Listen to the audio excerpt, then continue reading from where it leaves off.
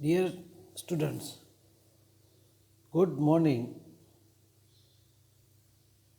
આજે 14મા પ્રકરણના બાકીના કેટલાક સારા પ્રશ્નો છે સ્વાધ્યાયના, એ જરા જોવા પ્રયત્ન કરીશું. Are you ready? 8મો પ્રશ્ન. અગાઉના પ્રશ્નો મેં તમને જે ચલાવ્યા હતા એ તમે સમજ્યા હશો. નોટની અંદર ટૂંકમાં જવાબ તમારે લખવાનો, બાકી સમજણ શક્તિ તમારે એમાં કેળવવાની રહેશે. એવા પ્રશ્નો હતા. સ્પ્રિંગ બેલેન્સમાં જે સ્કેલ છે તે 0થી 50 kg સુધીનો છે. સ્કેલની લંબાઈ 20 સેન્ટીમીટર છે. આ કાંટા પર લટકાવવામાં આવેલ એક પદાર્થને સ્થાનાંતરિત કરીને મુક્ત કરવામાં આવે છે તો તે 0.6 સેકન્ડના આવર્તકાળ સાથે દોલિત થાય છે. સ્પ્રિંગવાળું આપણે જોઈ ગયા છીએ. તો આ પદાર્થનું વજન કેટલું હશે?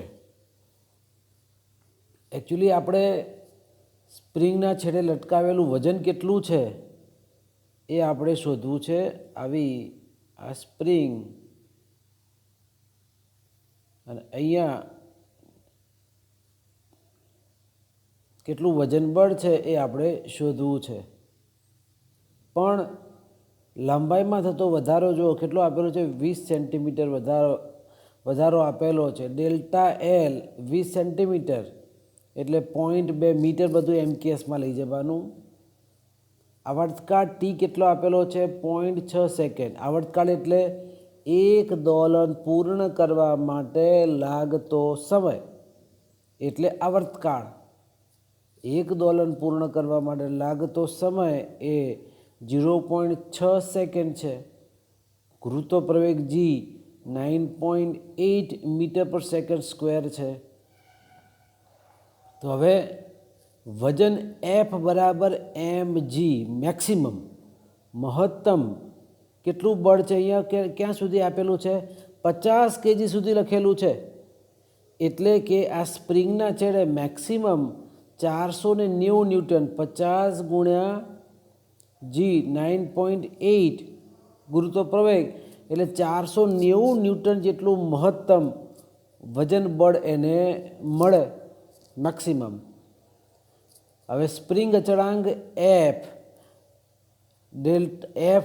ના સંદર્ભમાં બળ અચળાંક કે બરાબર F/ડેલ્ટા એલ. આ સૂત્ર છે. સ્પ્રિંગ અચળાંક કે બરાબર F/ડેલ્ટા એલ. મહત્તમ બળ F 490, ડેલ્ટા એલ કેટલો વધારો થાય છે? 0.2 જેટલો, તો 2450 ન્યૂટન પર મીટર જેટલો બળ અચળાંક મળે. તો પહેલાં આપણે બળ અચળાંક શોધી દીધો છે. હવે આવર્તકાળનું આ સૂત્ર હતું, ટી બરાબર 2π વર્ગમૂળમાં m/k.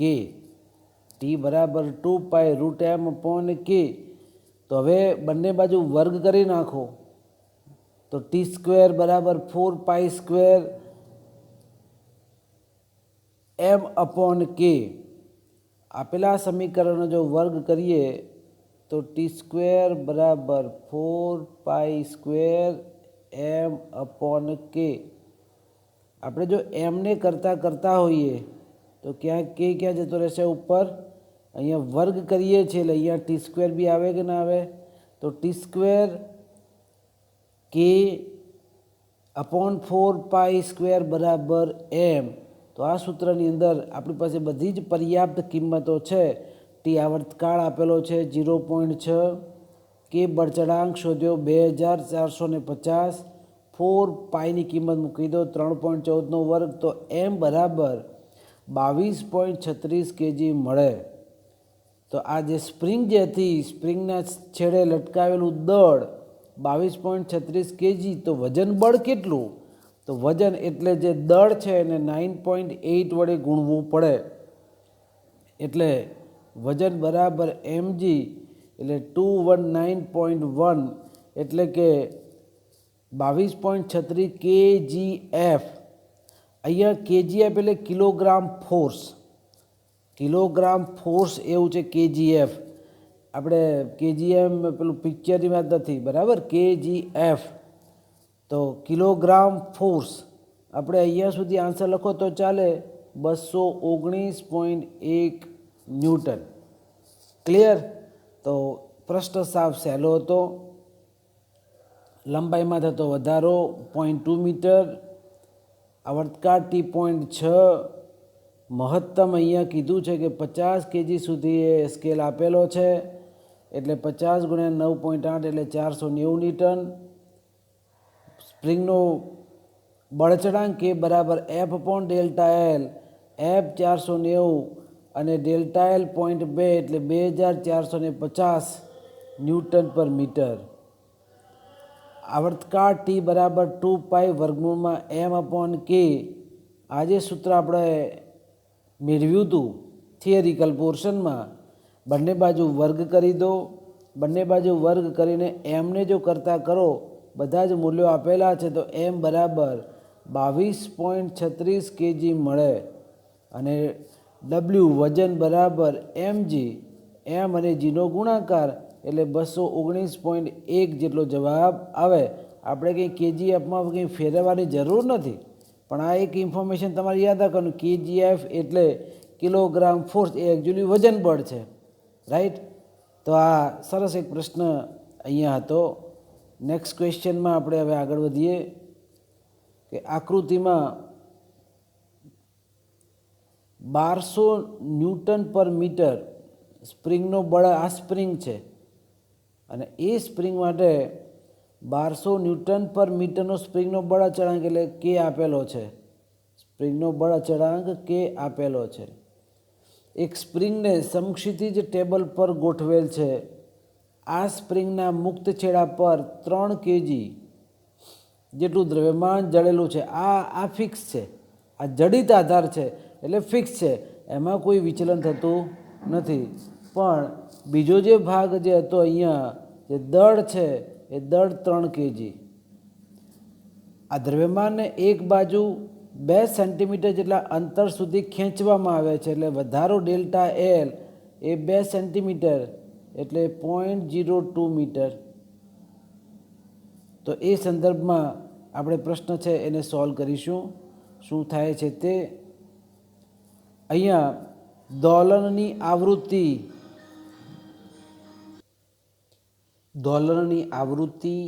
મહત્તમ પ્રવેગ, દ્રવ્યમાનની મહત્તમ ઝડપ શોધો. હવે અહીંયા દોલનની આવૃત્તિ જ્યારે શોધવી છે ત્યારે ફિઝિક્સમાં સૂત્રો યાદ રાખવાના. પેજ ઉપર લખી લખીને દિવાલે તમે ચિપકાવતા જાઓ. વારંવાર તમારી નજર એની ઉપર પડતી જશે તો સૂત્રો તરત યાદ આવશે. આવૃત્તિ F બરાબર 1/2π√k/m. તમે આવૃત્તિની સંજ્ઞા આપણે ન્યૂ તરીકે લો તો પણ ચાલે. 1/2 × 3.14, બળચળાંક આપેલો છે 1200/3, એટલે આવૃત્તિ છે એ 3.18 સેકન્ડ ઇન્વર્સ અથવા તો 3.2 સેકન્ડ ઇન્વર્સ આપણે લઈ શકીએ. બીજું, સરળ ગતિ કરતા પદાર્થ માટે પ્રવેગ એ, એનું સૂત્ર ખબર છે, -ω²x. ω²x સૂત્ર ખબર છે, પણ ઓમેગા બરાબર √k/m જો વર્ગ કરીએ તો વર્ગમૂળની નિશાની જતી રહે, એટલે વર્ગમૂળની નિશાની જતી રહે એટલે k/m × x. કે ખબર છે, m દ્રવ્યમાન ખબર છે, x કેટલું સ્થાનાંતર 20 સેન્ટીમીટર હતું એટલે 0.02 આપણે લખ્યું, એટલે -8. મૂલ્યના સંદર્ભમાં છે ઋણ નિશાની અવગણીએ તો પ્રવેગ એ 8 મીટર પ્રતિ સેકન્ડ સ્ક્વેર જેટલું મળે. અહીંયા તમે જુઓ કે સ્પ્રિંગનો બળચળાંક આપેલો હતો 1200 અને સ્થાનાંતર કેટલું છે, 2 સેન્ટીમીટર જ છે, અને એ 2 સેન્ટીમીટર હોવાથી અહીંયા એક્સની જગ્યાએ 2 સેન્ટીમીટર એટલે 0.02 સ્પ્રિંગનો બળ અચળાંક આપેલો હતો ને દળ 3 છે, માટે પ્રવેગ એ 8 મીટર પ્રતિ સેકન્ડ સ્ક્વેર મળે. પછી મહત્તમ ઝડપ વી મેક્સિમમ બરાબર એ ઓમેગા, એ એટલે એનો કંપ વિસ્તાર એટલે મહત્તમ સ્થાનાંતર જ થયું. કંપ વિસ્તાર એટલે મહત્તમ સ્થાનાંતર, એ તો 2 સેન્ટીમીટર આપેલું છે, તો એ 2 સેન્ટીમીટર એટલે કે 0.02 મીટર એનો કંપ વિસ્તાર એ થઈ ગયો. ઓમેગા એટલે આ પરિણામ જે હતું એના આધારે √k/m, તો √1200/3, તો અહીંયા ભાગાકાર કરીએ તો 3 ચોક 12, 400નું વર્ગમૂળ થાય 20, એટલે કે મહત્તમ વેગ 0.4 મીટર પ્રતિ સેકન્ડ મળે. તો મહત્તમ વેગ ક્યાં હોય? એના મધ્યમાન સ્થાને 0.4 મીટર પ્રતિ સેકન્ડ આપણને મળે. તો આ રીતે સરસ મજાનો 3 માર્ક્સમાં પૂછાય એવો આ પ્રશ્ન છે. IMP છે, મેં કીધું છે એ પ્રમાણે તૈયાર ખાસ આને કરવાનું તમારે. એના પછી સ્વાધ્યાયનો 10મો પ્રશ્ન તમે જુઓ. જ્યારે સ્પ્રિંગ ખેંચાયેલી ન હોય ત્યારે દ્રવ્યમાનની સ્થિતિ x બરાબર 0 લઈએ, એટલે નોર્મલ, હવે કશું છે નહીં હાલ. ડાબાથી જમણી તરફ એક દિશા ધન અને પાછળ ઋણ. ત્યારે સ્ટોપવોચ શરૂ કરીએ ત્યારે મધ્યમાન સ્થાને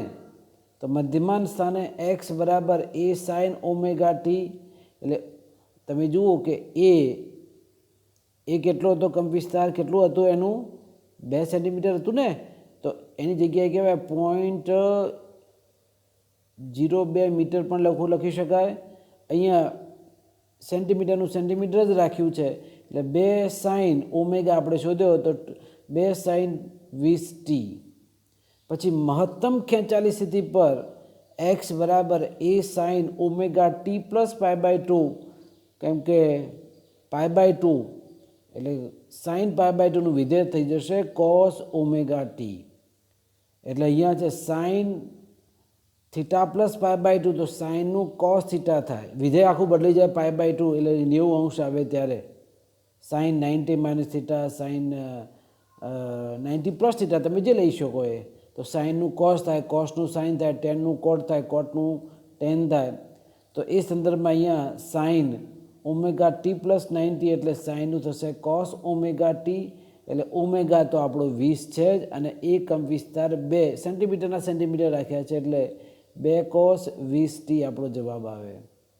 એના પછી મહત્તમ સંકોચિત અવસ્થામાં, એટલે ખેંચાયેલા અને વિરુદ્ધ દિશામાં થાય છે તે સંકોચિત અવસ્થામાં, તો એ સંકોચિત અવસ્થાની અંદર ખાલી સાઇન છે, એ સાઇન ત્યાં પ્લસની માઇનસ થશે.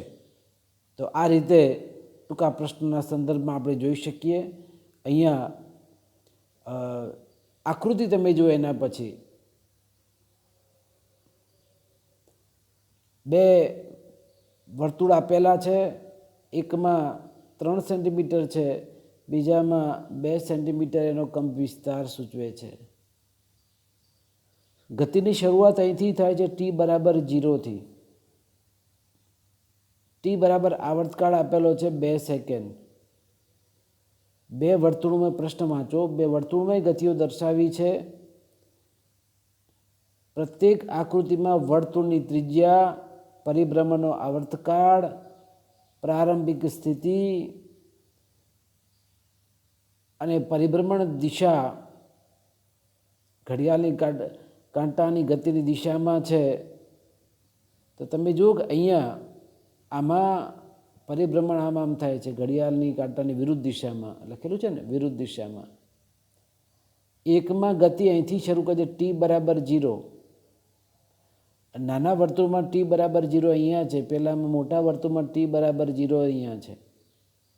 બીજું અહીંયા આનો આવર્તકાળ 2 સેકન્ડ છે, એટલે એક પરિભ્રમણ પૂર્ણ કરવા માટે લાગતો સમય 2 સેકન્ડ છે, જ્યારે આમાં આવર્તકાળ છે 4 સેકન્ડ. એટલે એક ચક્કર મારતા 4 સેકન્ડ જેટલો સમય છે, એ સમય ત્યાં લાગે છે. હવે અહીંયા જરા ડિટેલમાં જોઈએ. સમઘડી દિશામાં ગતિ થાય છે અને t બરાબર 0 સ્થાને કણ પી સ્થાને છે, પી સ્થાને અહીંયા. તો આ પી સ્થાન જે છે નીચે, તો એ વખતે કળા કેટલી કહેવાય? તો π/2 જેટલું છે. હવે ઓમેગા બરાબર સૂત્ર શું છે? 2π/t. ટી એટલે આવર્તકાળ. આવર્તકાળ કેટલો? 2 આપેલો છે ને, 2 કેન્સલ. તો ઓમેગાની કિંમત કેટલી મળે? પાઈ રેડિયન પ્રતિ સેકન્ડ મળે. હવે આપણું સ્થાનાંતર સૂત્ર એક્સ બરાબર a cos omega t plus phi. ઓમેગાની કિંમત કેટલી લેવાની? પાઈ. બરાબર. ફાઈ એટલે પ્રારંભિક કળા કેટલી છે? π/2 છે. નીચે છે ને π/2, 90નો ખૂણો બનાવે એટલે π/2. તો હવે cos π/2 પ્લસ પાઈ ટી એટલે cos 90 પ્લસ થીટા. તો કોસનું શું થઈ જાય?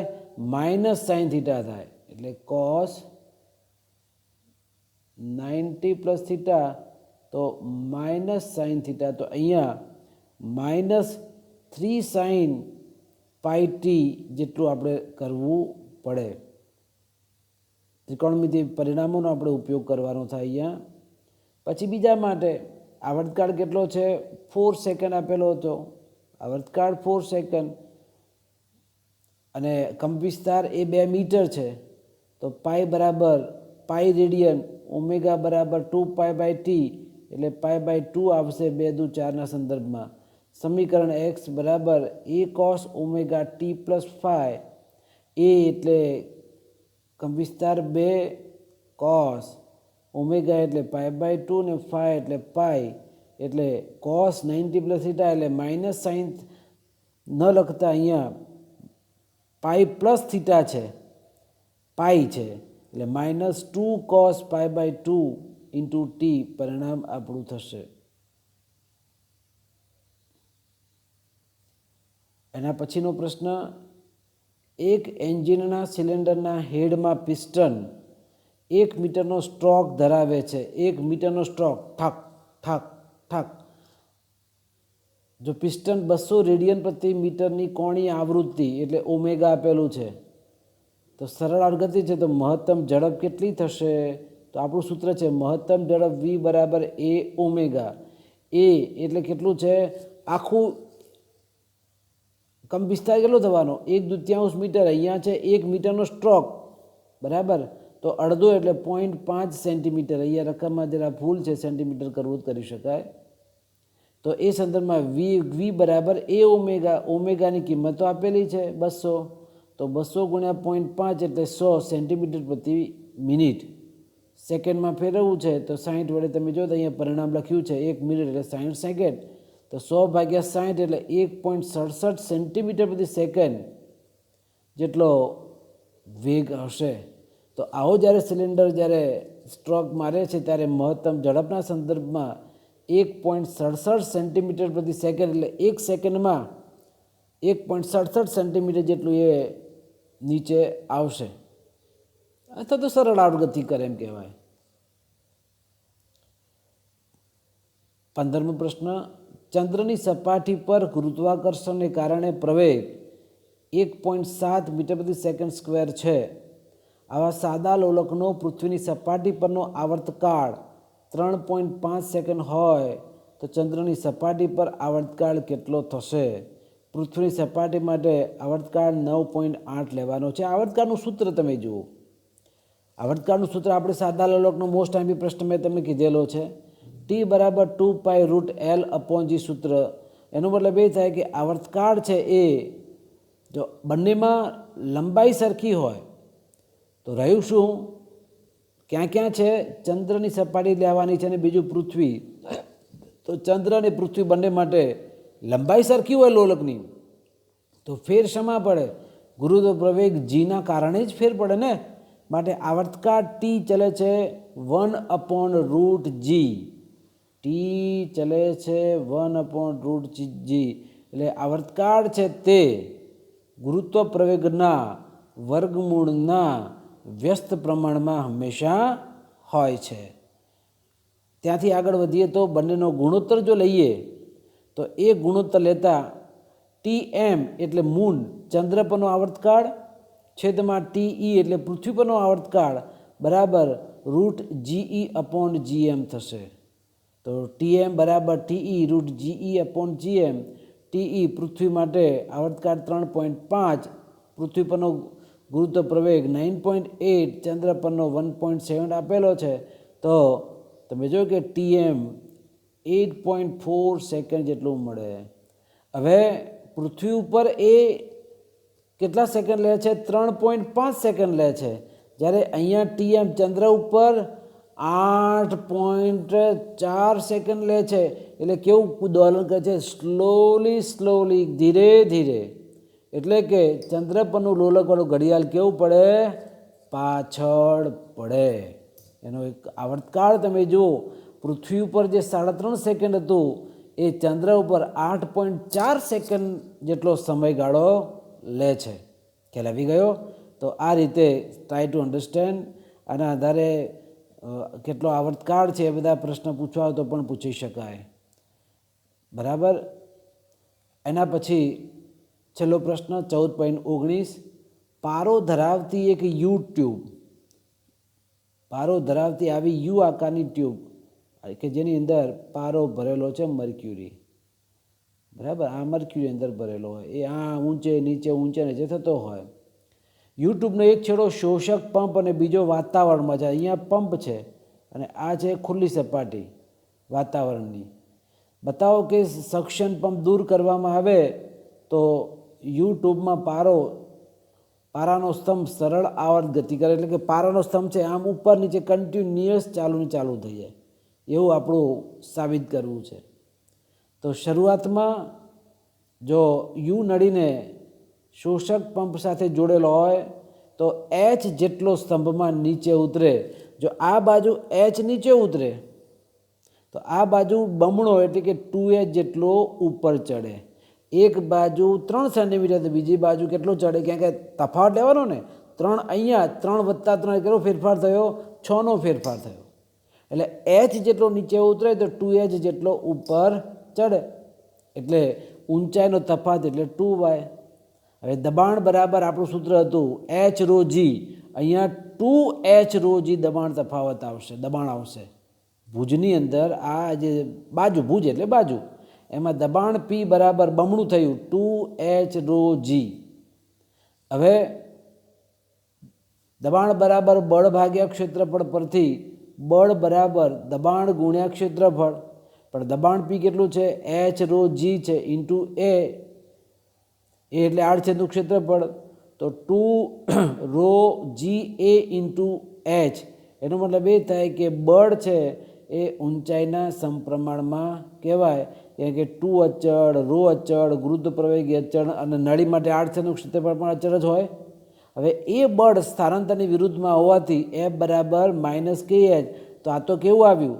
આપણું સરળ આવર્ત ગતિનું સૂત્ર જેવું થયું ના થયું? F બરાબર -kx સરળ આવર્ત ગતિ કરતા પદાર્થનું સૂત્ર હતું. અહીંયા Hની જગ્યાએ x આવ્યો. તો સરખામણી તમે કરો, F બરાબર -kh છે. પહેલામાં સરળ આવર્ત ગતિમાં F બરાબર -kx હતું. એટલે કે પારાના સ્તંભ પર આવા પુનઃસ્થાપક બળ અને સ્થાનાંતરના સમપ્રમાણમાં હોવાથી એ સરળ આવર્ત ગતિ કરશે. બરાબર. તો આ ચેપ્ટરની અંદર સ્પ્રિંગવાળા પ્રશ્નો, સ્પ્રિંગવાળા મેં હમણાં તમને અગત્યનો જે પ્રશ્ન કીધો છે તે, સાદું લોલક ખાસ થિયરીવાળો પોર્શન એ તમારે તૈયાર કરવાનો છે.